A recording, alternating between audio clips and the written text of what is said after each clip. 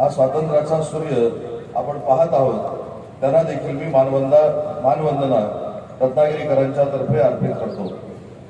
रत्नागिरी ही नररत्नांची खाण आहे। स्वराज्य हा माझा जन्मसिद्ध हक्क आहे आणि तो मी मिळवणारच, ही सिंहगर्जना करणारी लोकमान्य टिळक देखील रत्नागिरीचे। घटनेचे शिल्पकार भारतरत्न डॉक्टर बाबासाहेब आंबेडकर हे देखील रत्नागिरीचे। राष्ट्रभक्त स्वातंत्र्यवीर विदा सावरकर यांच्या पदस्पर्शानं पावन झालेली ही भूमी आहे आणि म्हणून हा स्वातंत्र्य दिन साजरा करत असताना पालकमंत्री म्हणून मला जसा अभिमान वाटतो, तसा रत्नागिरी जिल्ह्यातल्या प्रत्येक नागरिक बंधू भगिनीला हा अभिमान नक्कीच वाटत असेल। प्रशासन आपल्या दारी ही संकल्पना घेऊन छत्रपती शिवाजी महाराज महाराजस्व शिबिराच्या माध्यमातून यावर्षी 1,17,907 लाभार्थ्यांना एकाच छताखाली लाभ देण्यामध्ये रत्नागिरी जिल्ह्याचं प्रशासन यशस्वी झालं आणि यामधला सगळ्यात महत्त्वाचा भाग होता की 1,323 महिलांना शेतकरी महिला म्हणून देखील या जिल्ह्यामध्ये प्रमाणपत्र देण्यात आलं आहे। जिल्ह्याच्या विकासाची घोडदौड ही निरंतर चालू ठेवत असताना महाराष्ट्र सरकारनं 2025-26 मध्ये मंजूर झालेला 406 कोटी रुपयाचा जिल्हा नियोजनाचा निधी आज 100% शासनाकडनं मिळाला आणि पालकमंत्री आणि प्रशासनाने मिळून 100% निधी वितरित करण्याचा निर्णय देखील आम्ही घेतला आणि त्याची देखील विकास कामं जिल्ह्याभरामध्ये सुरू आहेत। 406 कोटीवरनं यावर्षी महाराष्ट्र शासनानं आपला नियोजन मंडळाचा निधी हा 439 कोटी केलेला आहे आणि सगळ्यात महत्वाची बाब, ग्रामीण भागातल्या ग्रामपंचायतींना जनसुविधांमार्फत 100 कोटी रुपये देण्याचा निर्णय पालकमंत्री या नात्याने मी स्वतः घेतलेला आहे। मला सर्वाधिक आनंद या गोष्टीचा आहे की ज्या ग्रामीण भागातनं आपण सर्वच लहानाचे मोठे झालो, त्या ग्रामीण भागातल्या मुलांना त्यांचा टॅलेंट सर्च करून इस्रो आणि नासाला पाठवणारा देशातला पहिला उपक्रम आपल्या नियोजन मंडळानं सुरू केला आणि या 3-3.5 वर्षामध्ये शेकडो सर्वसामान्य कुटुंबातली मुलं ही नासा आणि इस्रोला जाऊन आली। आपला जिल्हा दळणवळणच्या निमित्तानं आणि औद्योगिक क्रांतीच्या निमित्तानं आज एका मोठ्या क्रांतीच्या उंबरठ्यावर उभा आहे। सी प्लेन सारखा पर्यटनाचा नवीन उपक्रम या वर्षीपासून भाट्यामध्ये आपण सुरू करण्यामध्ये यशस्वी होणार आहोत।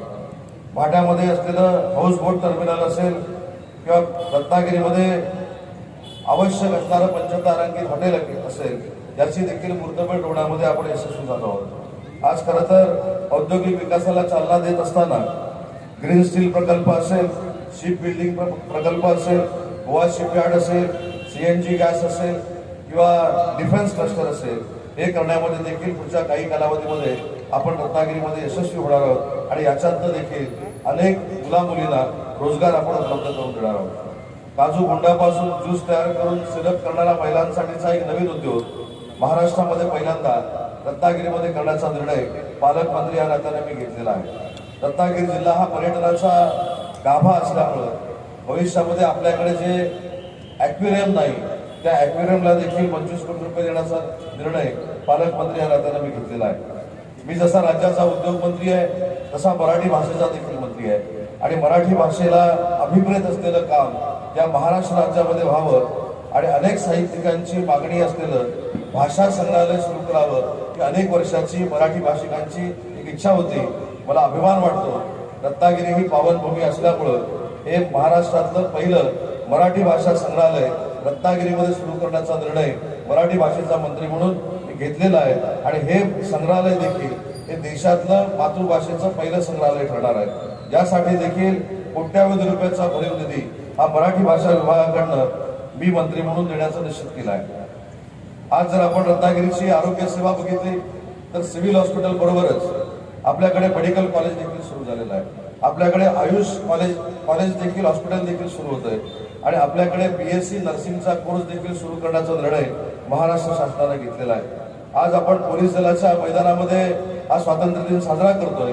आपण जर समोर बघितलं तर 150 कोटी रुपये खर्च करून या महाराष्ट्रातली सगळ्यात दिमागदार SP ऑफिसची इमारत आणि पोलिसांना घरं ही आपण 150 कोटी रुपयातनं तयार करून देतोय। याचा उद्घाटन सोहळा देखील येत्या 6 महिन्यामध्ये आपण अतिशय चांगल्या पद्धतीने करणार आहोत। माझ्या दृष्टीनं सगळ्यात महत्त्वाचा भाग तो म्हणजे आपल्या जिल्ह्यातली युवा पिढी। युवा पिढीला ब्राऊन शुगर, हेरोईन, MD यापासून बाजूला करण्यासाठी आमच्या पोलीस विभागानं आणि प्रशासनानं महाराष्ट्रातली सगळ्यात मोठी कारवाई केली आणि 50 आरोपींपैकी 24 आरोपींना ही अटक करण्यात आलेली आहे आणि याच्या पुढे जाऊन या ब्राऊन शुगर, हेरोईन, MD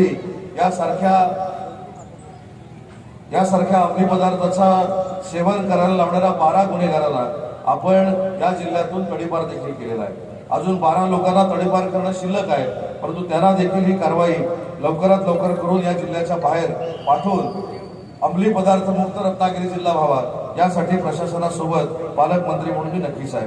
आज रत्नागिरी जिल्ह्याला पोलीस विभागाला अनेक सुविधांची आवश्यकता होती. आज आपल्याच मैदानामध्ये उभे राहिलेले पोलिसांसाठीची टीम असेल, पोलिसांसाठीच्या गाड्या असतील, ही सगळी यंत्रसामुग्री नियोजन मंडळामधून देण्यासाठी आम्ही सतर्क होतो आणि त्याच्यामुळे देखील पोलीस डिपार्टमेंटचा चेहरा मोहरा बदलण्यामध्ये आम्ही सगळे मिळून यशस्वी झालेलो आहोत. भविष्यामध्ये शेतकरी जो आपला बांधव आहे तो संकटात येऊ नये यासाठी अवकाळी पाऊस असेल किंवा कडाक्याच्या थंडीमुळे नुकसान झालेला आंबा काजू बागायतदारांचा नुकसान भरपाईचा हप्ता असेल, हा 98,24,00,000 रुपयांचा हप्ता आज 56,628 शेतकऱ्यांना आपण थेट देण्यामध्ये यशस्वी झालेलो आहोत. त्याच्यामुळं मला असं वाटतं की महाराष्ट्र सरकारच्या वतीनं रत्नागिरी प्रशासन हे अतिशय सकारात्मक दृष्ट्या रत्नागिरीकरांना न्याय देण्याची भूमिका ही अतिशय महत्वाची आपण घेतोय. शेतकऱ्यांच्या दृष्टीनं अजून एक महत्वाची बाब की पावसामुळं होणाऱ्या आंब्याचं नुकसान असेल, काजूचं नुकसान असेल, शेतीचं नुकसान असेल, ही काही यंत्रणा गाव स्तरावर नसल्यामुळं माझ्या शेतकरी बंधू भगिनींना याचा न्याय मिळत नव्हता. परंतु या वर्षीपासून पर्जन्यमापक यंत्र हे प्रत्येक गावामध्ये निर्माण करण्याचा निर्णय महाराष्ट्र शासनाने घेतलाय. त्याच्यामुळे भविष्यामध्ये आंबा, काजू, फणस, कोकम ही आपली जी काही शेतीवर आधारित असलेली उत्पादनं आहे याच्यावर देखील अन्याय होणार नाही, ही भूमिका महाराष्ट्र सरकारच्या वतीनं आमच्या जिल्हा प्रशासनाने घेतलेली आहे. मत्स्य व्यवसाय असेल, पर्यटन असेल, कृषी क्षेत्रातला विकासाचा भाग असेल, या सगळ्यासाठी अतिशय सकारात्मक महाराष्ट्र शासन रत्नागिरी जिल्ह्याकडे लक्ष देऊन आहे. गरीब लोकांना घरं मिळाली पाहिजेत यासाठी पंतप्रधान आवास योजनेत 6,136 घरकुलं देण्यामध्ये आम्ही यशस्वी झालो. मोदी आवास योजनेमधनं 5,418 घरकुलं ही रत्नागिरी जिल्ह्यामध्ये पूर्ण झालेली आहेत. हा विकासाचा वेग वाढवत असताना रत्नागिरी जिल्ह्यातल्या मुलामुलींसाठी अद्यावत असं 30 कोटी रुपये खर्च करून क्रीडा संकुल हे रत्नागिरीच्या MIDC मध्ये मूर्त स्वरूप घेत आहे. येत्या 3 महिन्यामध्ये हे क्रीडा संकुल देखील आपण लोकार्पण करणार आहोत.